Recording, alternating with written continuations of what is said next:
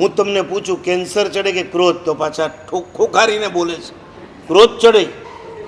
અને ક્રોધ એ કેન્સર કરતાં ખતરનાક છે એવું સમજવા પછી પણ એને દૂર કરવાના જો પ્રયત્ન ના હોય તેનો મતલબ એ થયો પોપટપાઠ છે તમને ક્રોધ દોષ રૂપે લાગતો જ નથી. પહેલાં એટલું નક્કી કરો મને ગુસ્સો બહુ છે, આટલું કોણ બોલશે? હોય એ બોલજો, ના હોય તો નહીં બોલતા.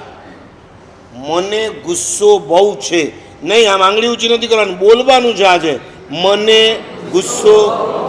બધા જ કોઈ એક તો એમ ઊભો થઈને કહે સાહેબ ₹1,00,000 ઇનામ આપી દઈશ જો મને તમે ગુસ્સે કરશો.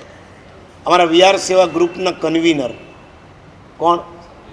ડૉક્ટર સંજયભાઈ, સુરતના છે. આજે 12 વર્ષથી અમારી સાથે જોડાયેલા છે.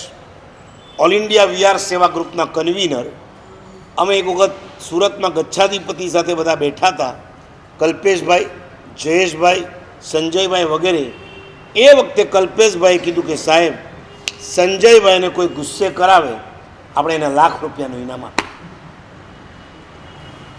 નહીં તો 50 સંસ્થાની સાથે જોડાયેલા છે.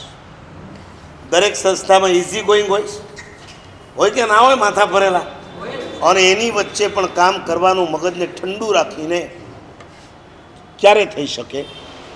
પોતાનો ક્રોધ પોતાના કંટ્રોલ. તમે કહેશો કે મારા સાહેબ આનો મતલબ એ થયો ગુસ્સો કરવાનો જ નહીં. નુકસાન થતું હોય, આપણા દીકરા દીકરીઓને આપણે કંટ્રોલમાં રાખવા હોય, ન રહેતા હોય, કરવાનો કે નહીં કરવાનો?